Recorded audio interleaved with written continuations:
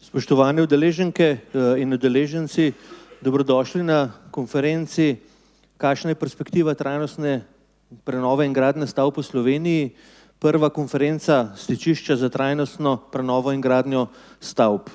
To stičišče je bilo ustanovljeno v preteklem letu in je namenjeno ravno povezovanju strokovnjakov iz različnih sfer, iz akademske sfere, iz javnih ustanov, iz gospodarstva in iz civilne družbe in je namenjena sooblikovanju vizije prenove in trajnostne gradnje stavb v Sloveniji. Vsi vemo, da smo pred novim ciklom tako investicij kot tudi izpolnjevanja zahtev, ki si jih postavljamo glede zmanjševanja emisij toplogrednih plinov, kjer je seveda prenova stavb, ki je do zdaj morda bolj v tistem energetskem smislu, v prihodnje bo pa treba upoštevati tudi, da se vedejo vsa pravila trajnostne gradnje.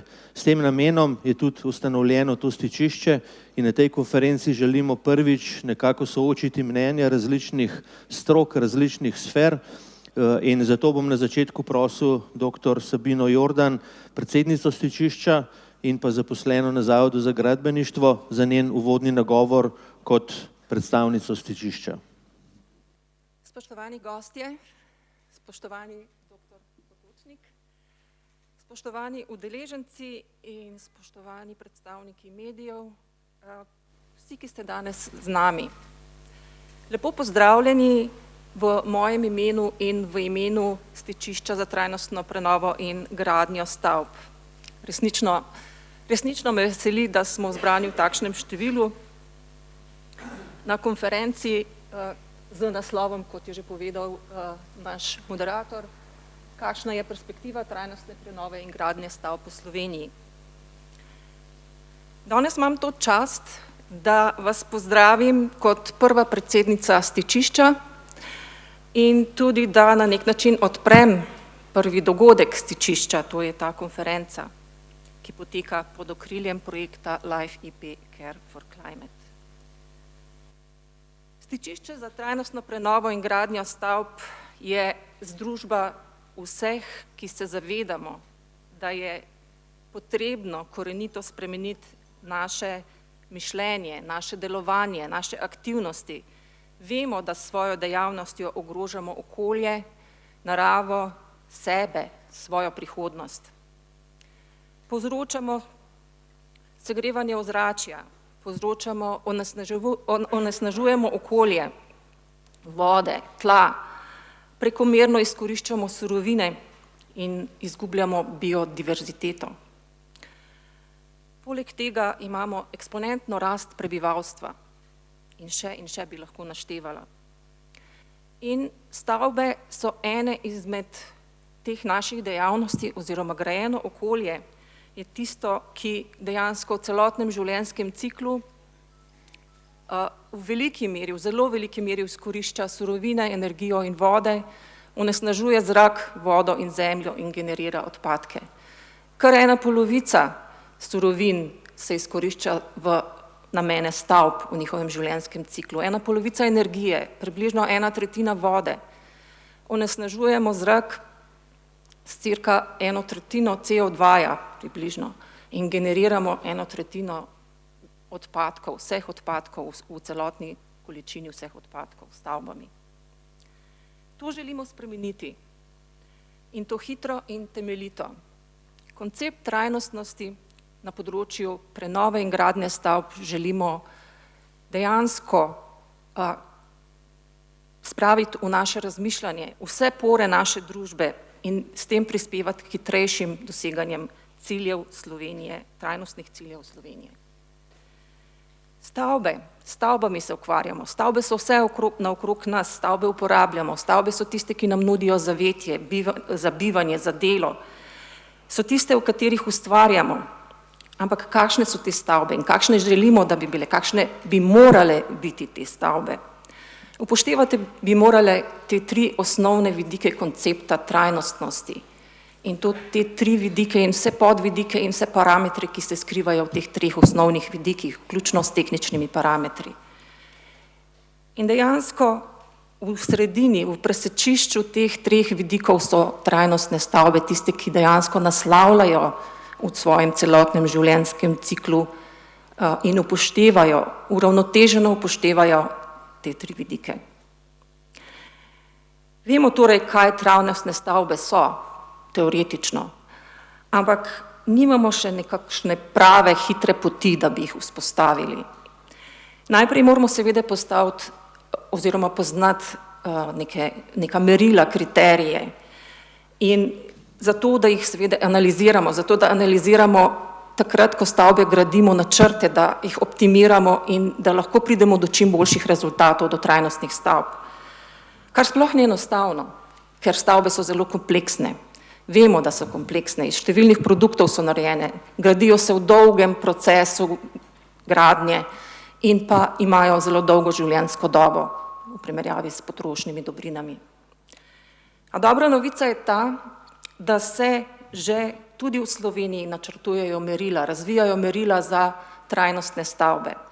Ta merila se prav tako razvijajo v projektu Life IP Care for Climate. In ta merila, kot jih vidite na desni strani prosojnice, nekako korelirajo, kar je seveda tudi prav za temi osnovnimi tremi vidiki koncepta trajnostnosti.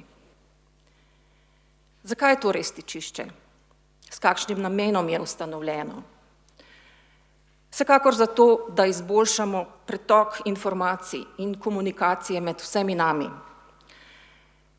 Želimo podpreti pravilne koncepte pri prenovi in gradnji stavb, izboljšati implementacijo, vzpostaviti sistemske dopolnitve vse povsod, kjer so tiste luknje, ki jih trenutno imamo, zato in zaradi česar potekajo stvari mnogo prepočasi. In začela sem pravzaprav s tem, da nam ni vseeno za prihodnost. V resnici nam ni vseeno za prihodnost, ampak ni nam vseeno za prihodnost naših hčera, sinov in bodočih generacij. Dejansko Zemlja se bo regenerirala, ampak ali se bo tudi človeštvo, ali bo človeštvo obstalo. In za konec, skozi današnji dogodek, dejansko želimo približati vam naše ideje, naše razmišljanje, ter vas povabiti k sodelovanju, saj nameravamo dejansko mi vsi nekako pripravljati številne dogodke, konference, okrogle mize, pripravljati razprave oziroma sodelovati v razpravah, mrežiti, polni smo idej. Torej, vabim vas, da se nam pridružite, zelo preprosto, zato, ker le skupaj nam bo uspelo. Želim vam zanimiv in pa navdihujoč dogodek, predvsem pa zelo, zelo aktiven. Hvala lepa.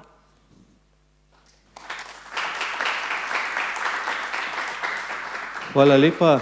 Sedaj pa prosim še profesor dr. Andreja Lukšiča z Inštituta za ekologijo z te fakultete za družbene vede še za njegov nagovor. Kot vemo, se družbeni vidiki vedno bolj pojavljajo v procesu trajnostne gradnje in prenove in ravno s tem namenom smo tudi povabili v to stičišče, tako kot smo prej rekli, civilno družbo, akademsko sfero, se pravi ta družbeni vidik. Prosim. Najlepša hvala.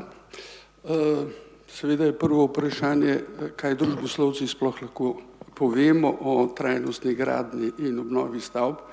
In na prvi pogled se zdi, da prav veliko ne.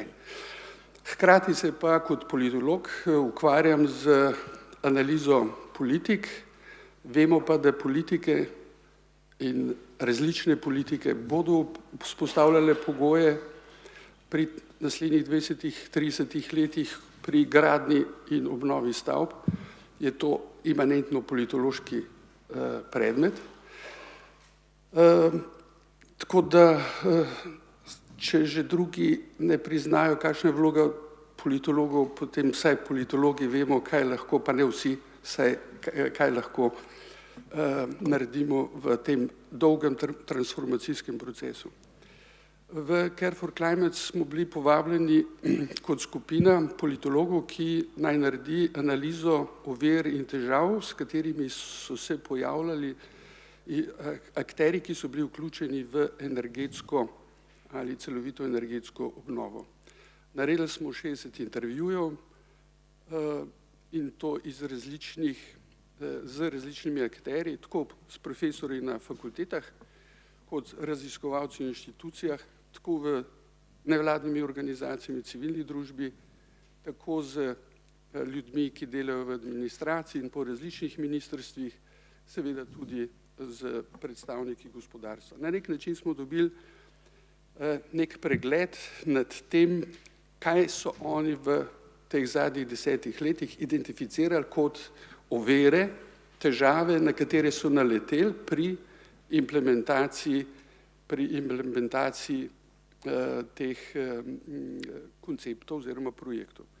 Zdaj, mi vemo, da politike nastanejo nekaj znotraj komunikacijskih form in te komunikacijske forme, tako kot so vzpostavljene in nekatere si nadevajo tudi ime stičišča, poznamo že stičišča, ki obstajajo, in ta stičišča niso narejena na način, kot smo koncipirali to stičišče. Stičišča druga so koncipirana kot reprezentativni organi, kjer akterji pridejo reprezentirati svojo inštitucijo in usklajevati interese, vplivati seveda na oblikovanje teh politik. Naša ideja je bila, da se stopimo iz tega koncepta in da povabimo posamezniki, ki delajo v teh inštitucijah, da se pridružijo stičišču, zato da bi lahko skupaj premišljali in oblikovali, kaj je pravzaprav trajnostna gradnja in prenova stavb, ki terja ne samo spremembo stavb, temveč tudi način bivanja v stavbah in seveda tudi v prostoru. To bomo danes tudi obe temi naslovili takoj v začetku. Skratka, ne samo, da hočemo reprezentirati interese, ampak se hočemo pogovarjati v glavnem z ljudmi, ki hočejo razmišljati o stvareh, o izkušnjah, in to na konceptualni ravni, na organizacijski ravni in na izkustveni ravni, zato da bo učni proces tekel hitrejši in da bo implementacijski deficit manjši. To je prva stvar. Druga stvar, ki smo jo hoteli nasloviti, je to, kar so tudi ljudje, ki se v glavnem ukvarjajo z produkcijo vedenja, izpostavljali v intervjujih, to je to, da si želijo sodelovanje z drugimi strokami, ni pa ustreznih inštitucij, ki bi jih vzpostavljali pogoje, da bi lahko ta stik med njimi stekel. Trajnostna gradnja je strokovno kompleksna, terja interdisciplinarni pristop, terja seveda tako družboslovne, humanistične, naravoslovne in tehnične vidike, ki in z tem procesom trajnostne gradnje in obnove stavb na nek način šele vstopamo v ta učni proces tudi za discipline. Naj končam samo še z enim stavkom. Naši kolegi v Italiji pravijo ma Roma non fu fatta in un giorno. Zaprav mi 1000 let nimamo na razpolago, imamo pa naslednjih 30 let. In mislim, da stičišče lahko nekaj malega k temu tudi prispeva. Hvala.